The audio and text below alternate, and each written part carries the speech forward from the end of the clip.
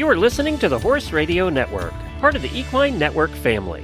What a beautiful day for horses in the morning. You are listening to the #1 horse podcast in the world. Here is your entertaining look at the horse world and the people in it.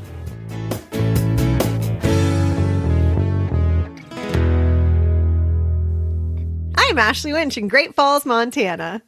And I'm Kat Gunther from White Lake, Michigan, and you're listening to the Quarter Horse Podcast for August 18th. Good morning, Horse World.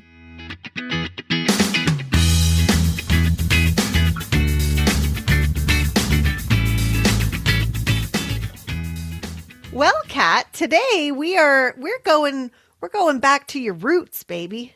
We're going to Michigan.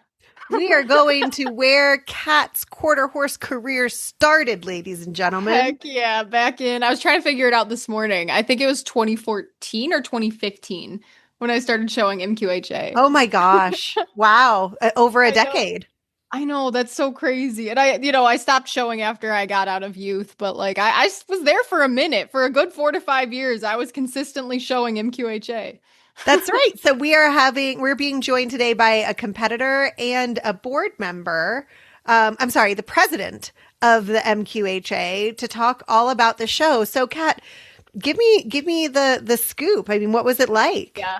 It was some of the best moments of my life, honestly. That's when I had my hard horse, Teddy. I showed other horses, too, on the circuit. It took me a few horses to find my dream horse. But once I found him, it was so fun. We'd go every weekend, basically. Any show they offered, I was there. So, up in Ludington, they have the Harbor Classic for back in the day, it was a week. I don't know what it is nowadays. But, we'd go up there and my family would come. It was just wonderful. The memories are priceless.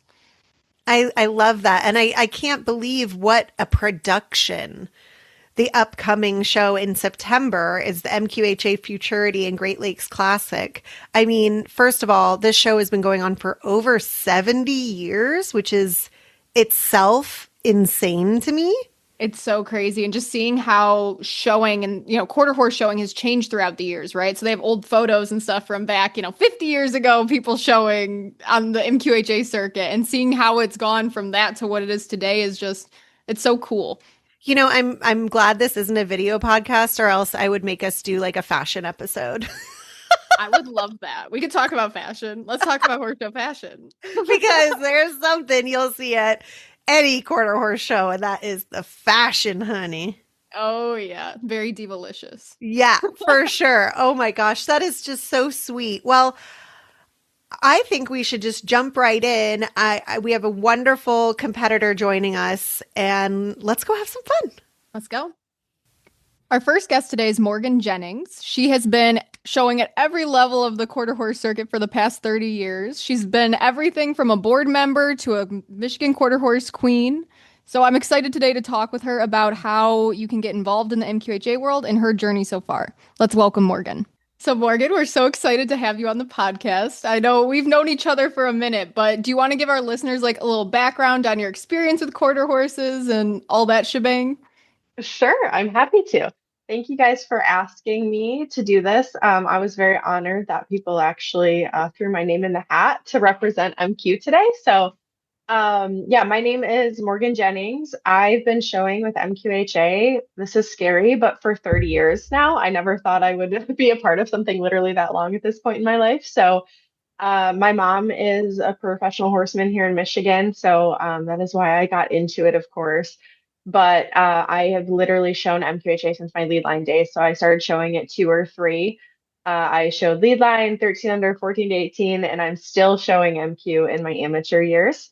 I have a pretty long history too with just helping with the organization and serving as much as I can. It's obviously slowed down, and now that I have a toddler and all of those things. But through my youth years, I was on the youth board of directors. I served as the youth president 1 year, and then I went right from the youth board to the, what we just call the big board, the MQHA board of directors for a few years.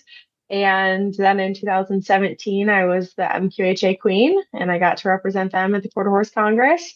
And at that point, that's kind of when I got my first big girl job, and I continue to show MQHA. They've been there whether I'm all in or 50% in. It's always been a staple in my life. And like I said, now my daughter's life, she's now showing lead line with MQ. So yeah, long history there, and that's just I always say they raised me. So that's my background.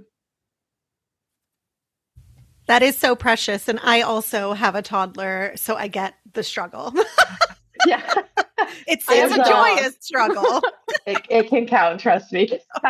Yes, yeah, there's new challenges. There's super exciting things that go with that, but yeah, that's a whole nother conversation. I know, right? I just love it so much. And I love that, your mom got you into horses. Now you're getting your daughter, like generations of horsewomen. It's just such an inspiration. And I love to see it. So congrats Yes, on that, because thank you. it's It a is a lot of blessing work. for sure. Yeah. Yes, Yeah. yeah, it's worth it, but it is work. So what would you say, like some of the big differences between Congress and MQHA, like venues aside, right? How does MQHA like prepare you for going in the ring at Congress, for example? So it's actually funny you asked that because we just had this conversation within my mom's barn. Michigan has such a long-standing history of one accessibility, but also there's literally a saying that's if you can show in Michigan, you can show anywhere. And I think that just speaks to the quality of the horses, the trainers, the exhibitors. Um, but what's really cool about that is so many people start at a young age or at a very novice level with MQHA, but they have fostered an environment where like you really can learn and grow and stay with like the same groups of people, the same association. And I mean, I think the youth world is a perfect example.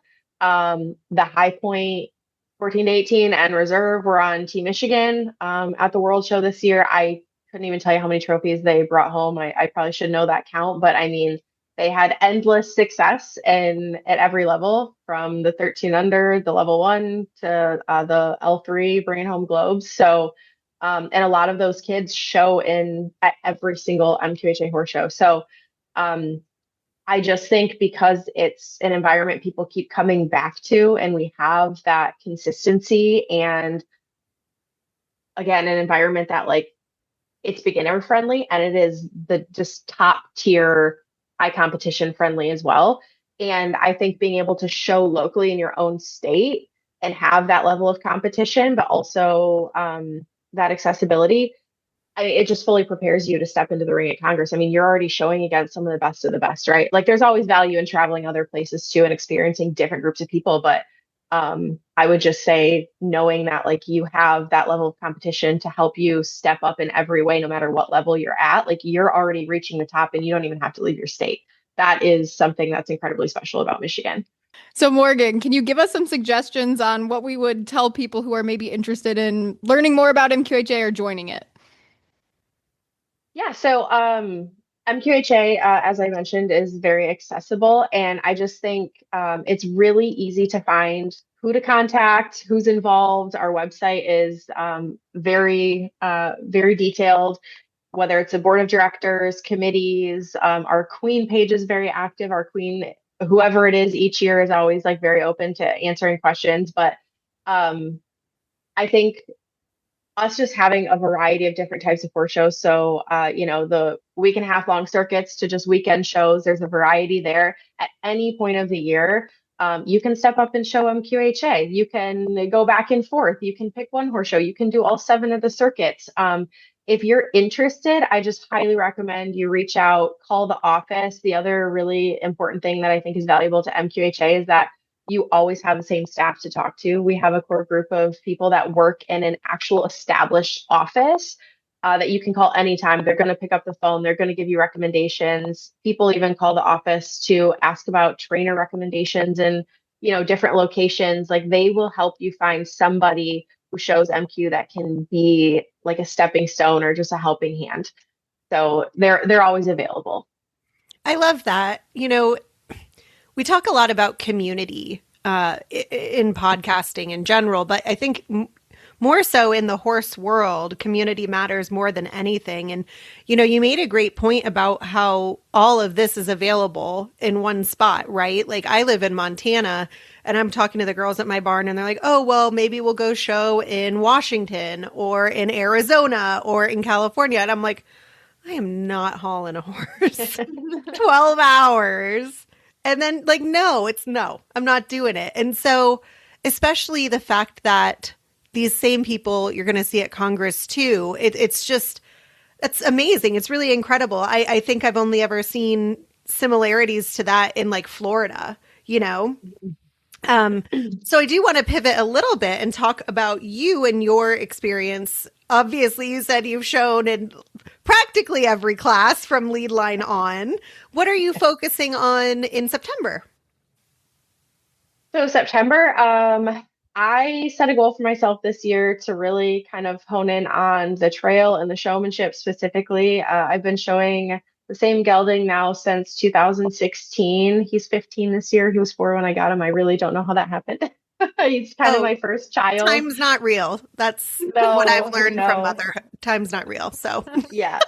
And now it just seems to go faster now that there's a child involved as well. So I really have just spent all summer focusing in on those goals and those classes. I'm somebody that definitely has to kind of have to separate things out and like pick and choose. That's just how my brain works.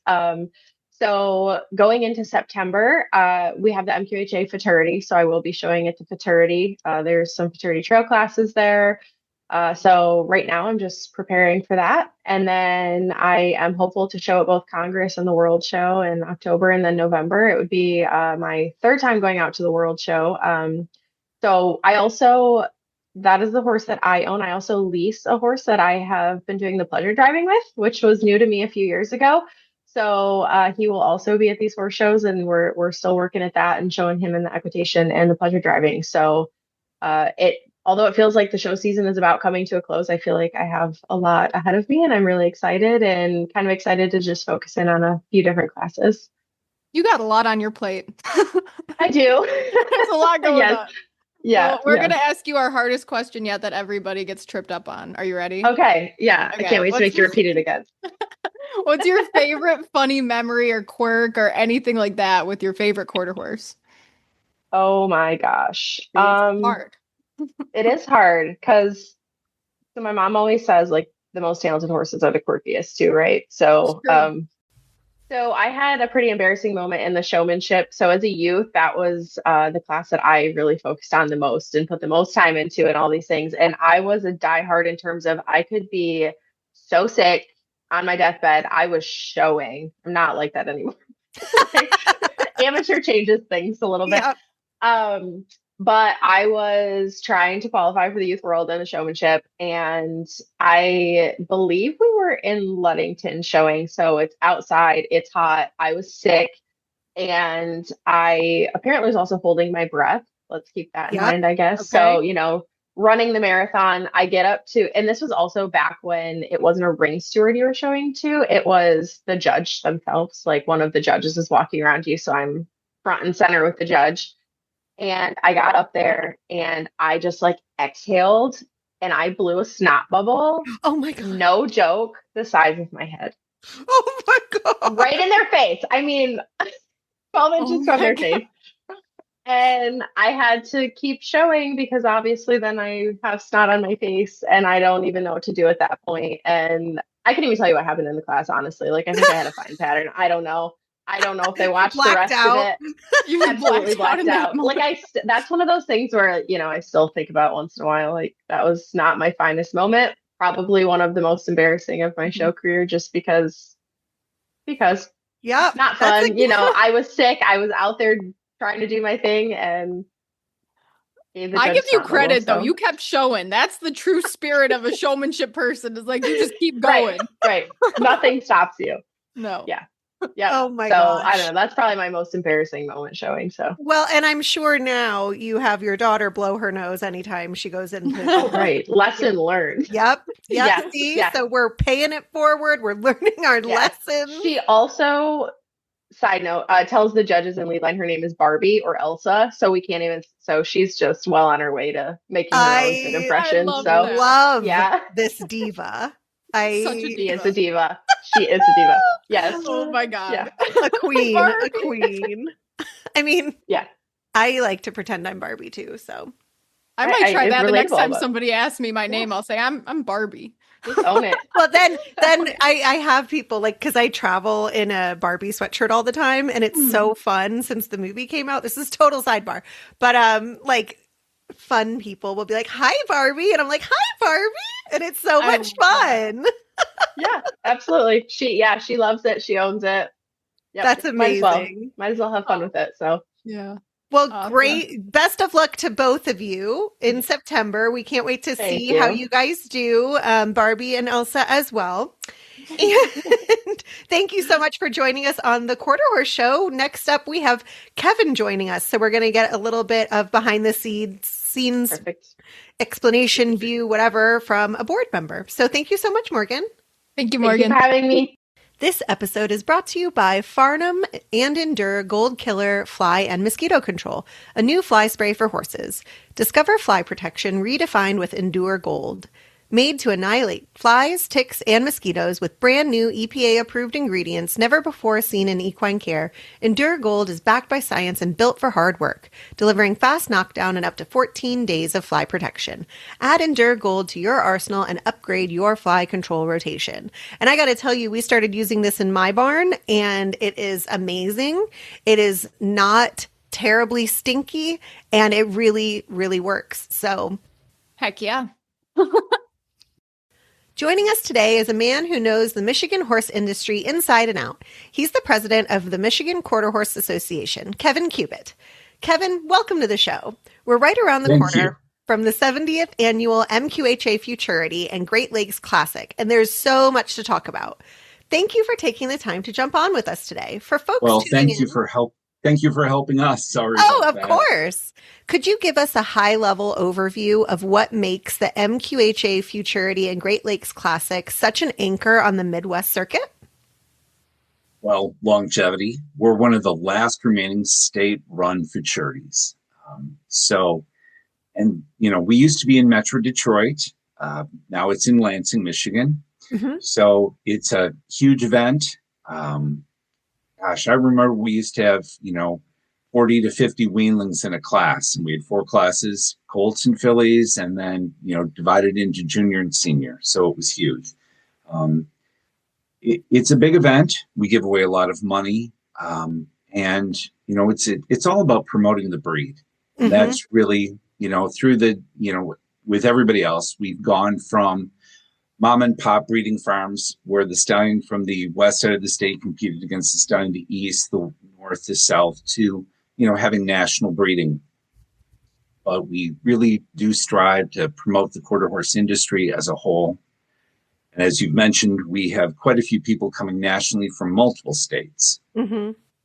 So, Kevin, we were chatting about this a little bit before we jumped on the call. You know Morgan Jennings, who we just previously interviewed. Can you tell us how you know her and her family? Sure. So I was at the same trainer her mother was at, Michelle McCarthy Warder, before she turned professional. We both showed Palominos by a stallion named Mito Sierra. So then Michelle went professional. Daughter Morgan started showing the horse. She showed at the Palomino World, the AQHA Youth World, and was on our Congress team. The horse's name was Mia Major Mito. So I've watched her grown up. Now she's married. She has a child who's starting to show on the circuit. So it's amazing how MQHA really is like a family. I love that so much because, competition atmospheres can be overwhelming. And when it truly is folks that have been there forever supporting each other, it just makes it such a more joyous time for everybody. So when I was researching for our interview, I saw that this show coming in September brings over 400 horses to MSU. Is that correct? What's the numbers trending for September? Sure. So we have 502 stalls available. Wow. I believe we have 6 left. Oh my gosh. Oh my gosh, yes, 6. Of course, some of them will be tax stalls, right? So we Right, won't right. have 502 horses, but it's over 400. That's Um, insane. Yep, we sell out stalls and camping every year. That in itself is such an incredible feat. Not a lot of other competitions are really suffering, more so in the English side of things, but that's an incredible feat. What goes into coordinating all that? I mean, on top of it, you have your judges and all the prize money. That's a lot, Kevin. Yes. Well, we're very fortunate. Michigan Quarter Horse Association has an office. We have a full-time executive administrator, and we have 2 part-time staff members. And all of them are at the show. So they're there, they take all the entries and process everything. They run all our shows all year long. So they are actually physically at the show. But you're right, coordinating 6 judges, all the prize money, all the entries, arranging food, it's a big process. We also have a 12-member board of directors who fortunately all work very hard together to keep Michigan Quarter Horse relevant and successful, hopefully taking us for another, 20 years. And then, of course, the ring crew, which I often am a part of. We have a solid group of people that work in the ring, scribes, gatekeepers, announcers, assistants that all help to make this show roll along. It is a huge show, lot of moving parts. So it takes a whole team to keep this rolling. And I remember showing at the Great Lakes Classic back in the day, and I used to love it. It was just like the sign that fall was there. I don't know how else to put it. Well, I'm glad you enjoyed it. Yes, it is kind of a marker that the year is coming to a close, as sad as that is. Typically, after school's already started for the year. But yes, it's a marker of fall. For sure, for sure. And I mean, it's the 70th anniversary, which is crazy. I mean, that's a long time. So where do you see MQHA going in the next 70 years? That's a big number, but Yeah, what do you see? my biggest hope is that they're working on expanding the current facility that we use. Michigan State University is now partnering with Farm Bureau, and they're working on a big expansion project. And really, that, as most of you know, that is a big factor when running a large show like this. We are hoping to have a secondary arena. We don't have a current secondary covered arena for people to warm up in. And if we have great weather, it's fine. That's great. Everybody can ride outside because there are 2 outdoor rings. When the weather is not quite as nice, it does really affect us. Also, with the expansion, the hope is to have additional stalls, additional camping, and that would allow us to continue growth. I mean, that's the biggest thing. Right now, the growth is kind of stuck at where it is because we have 502 stalls. That's just incredible. That's an incredible feat. My mind is just boggled by that many horses in one place and the show going on. Another thing I came across when I was preparing for this interview, I thought it was really, really cool that the MQHA, the Futurity classes, welcome NSBA recognized breeds.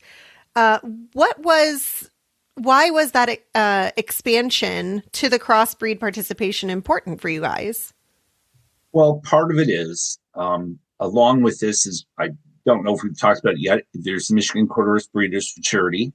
There is the Great Lakes Classic horse show that's accompanying it. And then we have the Stallion Service Sale, which we sell stallions. It's an auction. It's in January.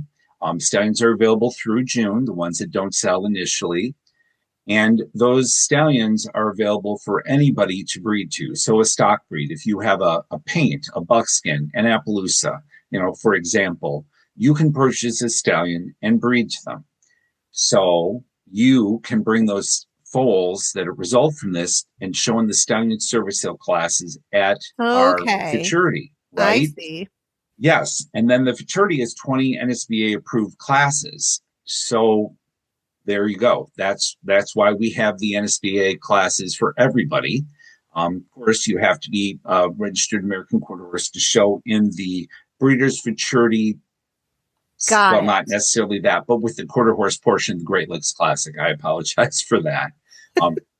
But nonetheless, we end up with paints, we end up with Appaloosas. It's really quite nice to bring the other stock breeds in and to be exposed to them, meet them, get to know them, and of course, always hoping to bring them on board with a quarter horse to the Michigan Quarter Horse Association. Yeah, it's just another way to get more people involved, which is great. I mean, what would you suggest to someone who is looking to join MQHA or dip their toe in there? Sure. Well, we have a large slate of classes. Along with the standard AQHA classes, we have a walk trot division and a small fry division. Those are just MQ classes at this time, so they're Michigan Quarter Horse. But we also offer rookie and L1 classes, novice if you're older like I am, along with amateur and select. We have quite a few rookies. We do run our rookie division separate from the L1, giving the people that are new a chance to show against people in their own cohort, people that are on their exact same level. It does help us bring people in from open circuits, which of course is the goal, to increase participation in AQHA events. And then they can go into the L1 classes and they can bump up to amateur, select, or youth, whatever division they feel comfortable showing in. I love it. I love it. I'm so excited for the big 70th anniversary. I have just a couple questions left for you. If local folks, because for whatever reason, a large majority of our listeners are in Michigan and Ohio. So this is in your backyard, guys. Is this open and free to the public? What could a spectator expect if they were to come and join the party? Well, the classes start at 8 a.m. Of course, there's no admission fee. So you can come in and take a spot in the stands and watch as many classes as you'd like. You can come and go as you please. There is a concession stand on the grounds, but of course, we're conveniently located to so many things in the East Lansing area. We're right next to Okemos. Halter most of the time starts the morning, but some days we start with some of the riding classes. And anybody's welcome to come and sit and take a look and watch what happens at a quarter horse show. I love it. And where can people learn more about MQHA and find the complete show bill? Sure. We have a website, Michigan Quarter Horse Association.com. It is MI for Michigan, Quarter Horse altogether.com. So miquarterhorse.com. And we're just updating that website. So if you're used to it, it may have a little different look within the next month, but that's available. The show bills are on there. Class listings, who to contact in the office, where to call for your stalls. Once again, because we have an office staff, we have people available if you have questions, if you're not sure how to enroll, if you're not sure what's required. Membership for AQHA is required for quarter horse classes.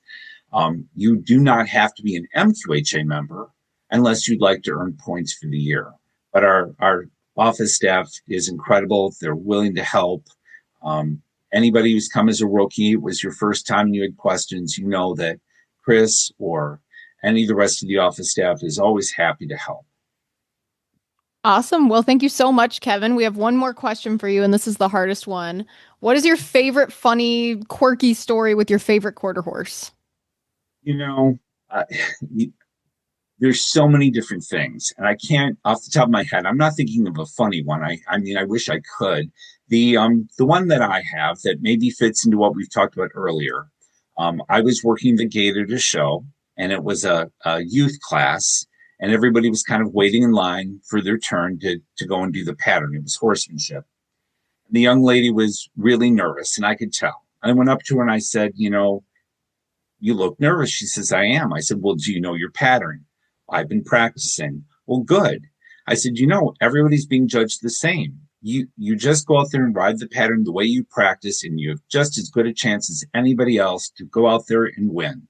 So sit up straight, go run your pattern, smile, have a good time, right? pretty standard. What else do you know? But later, a couple shows later, her parents came up to me and said how much they appreciated that because she was new. It was her first show on the quarter horse circuit. And it really meant a lot to her that someone took the time to say, hey, you can do this. And that's really what we try to do, is just really welcome new people in and try and encourage people to be out there. And I know it can be intimidating whenever you're new to any event. But really, everybody gets judged the same way. You know your pattern, you go do your pattern, you do your best, give it your shot, and that's what it takes. Awesome. Well, thank you so much for joining us today, Kevin. We really appreciate it. Well, thank you. I hope I gave you the information that you were looking for, and it's been really wonderful talking to you. Thank you so much for including us in your podcast. Thanks so much for tuning in to the Quarter Horse podcast on Horses in the Morning. Be sure to like, subscribe, and tell your friends all about the world's favorite breed of horse.